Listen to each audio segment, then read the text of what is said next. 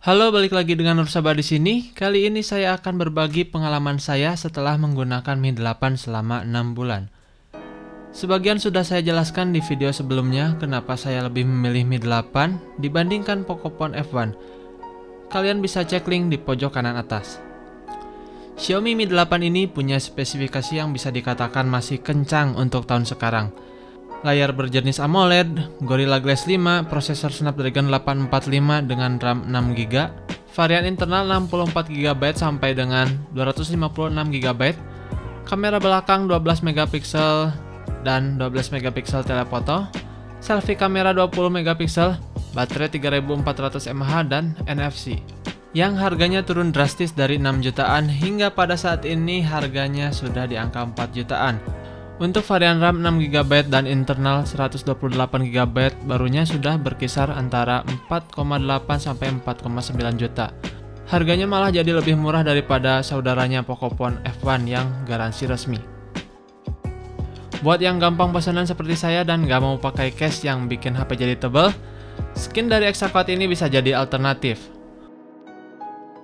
Layar pada Mi 8 ini dilapisi Corning Gorilla Glass 5.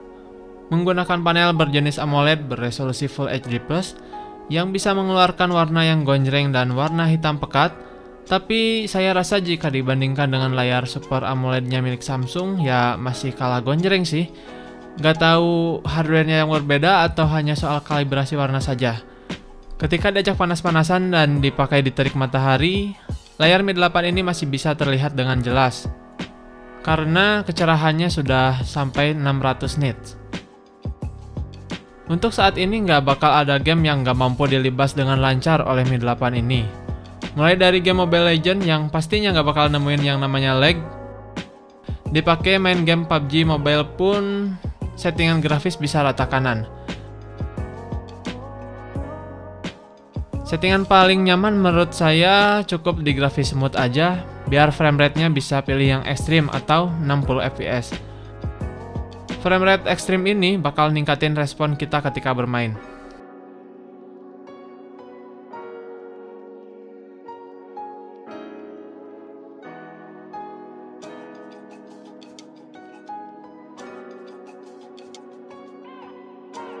Mau sambil ngerekam gameplay juga jadi asik. Fitur screen record bawaannya udah lengkap.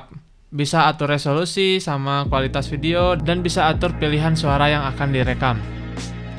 Dipakai main game lama, Mi 8 gak nemu overheat apalagi sampai frame drop.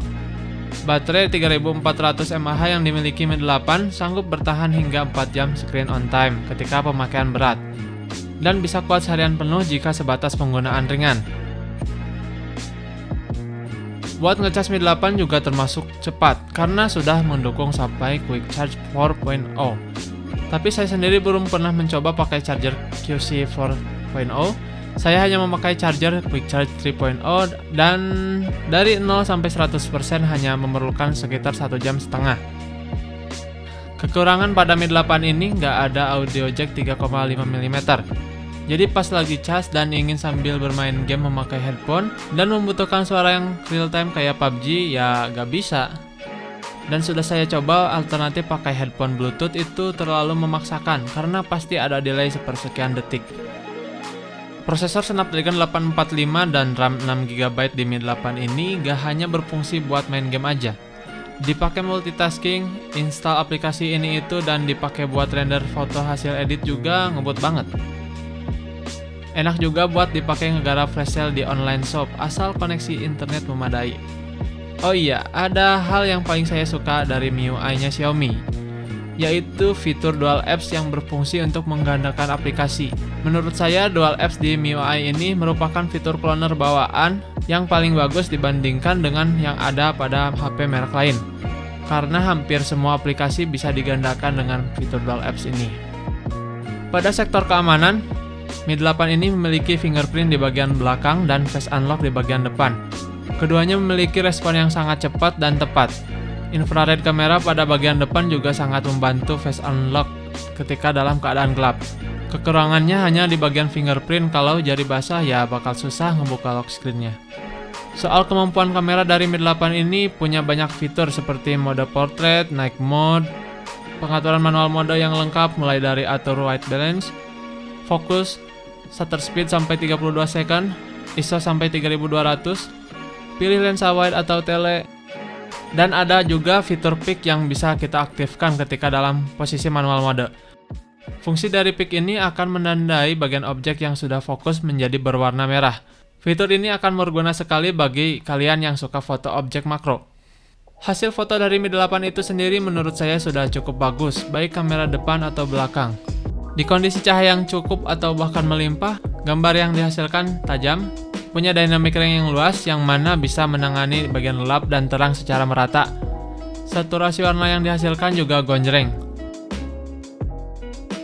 Untuk mode portraitnya udah lumayan rapi, pemisahan objek dengan backgroundnya terlihat natural. Jika kurang bokeh atau blur, juga bisa diedit lagi atau bisa ditambahkan efek seperti light trail dan studio lighting seperti ini.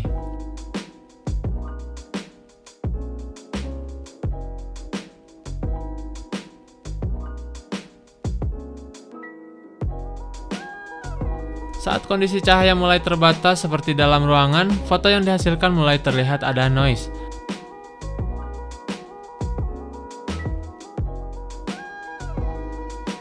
Dan dalam keadaan low light banget ya begini. Burik coy. Naik mode pada MIUI kamera sedikit membantu menghilangkan noise, tapi ya tetap gelap. Masalah ini bisa sedikit teratasi pakai aplikasi kamera dari Google yaitu Gcam dengan mengaktifkan fitur night mode-nya atau night sight. Atau kalian bisa bermain settingan manual pada aplikasi kamera bawaan. Untuk videonya, Mi 8 support sampai 4K 30 fps dengan stabilisasi aktif. Untuk hasil videonya bagus, autofocus berjalan mulus dan pencahayaannya menyesuaikan dengan pintar.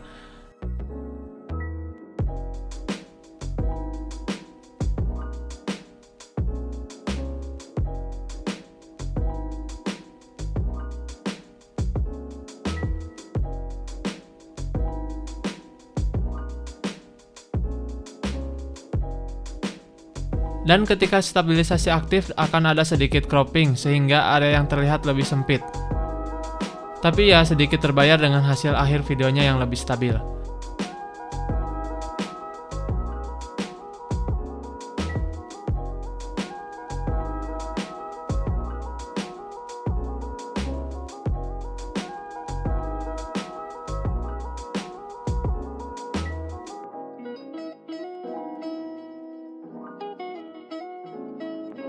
Dan pada ROM yang saya gunakan saat ini yaitu China Stable 10.2.2.0, terdapat mode slow motion yang support sampai 960 fps.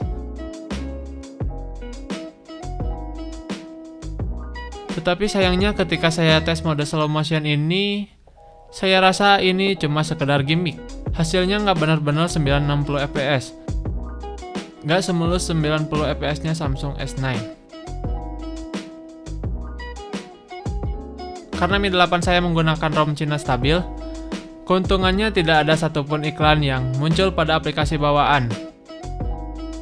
Tapi ya kekurangannya tidak ada opsi bahasa Indonesia dan absennya aplikasi Google. Jadi ya harus install manual. Kesimpulannya, untuk harga di bawah 5 jutaan, apakah Mi 8 ini recommended? Jawabannya ya.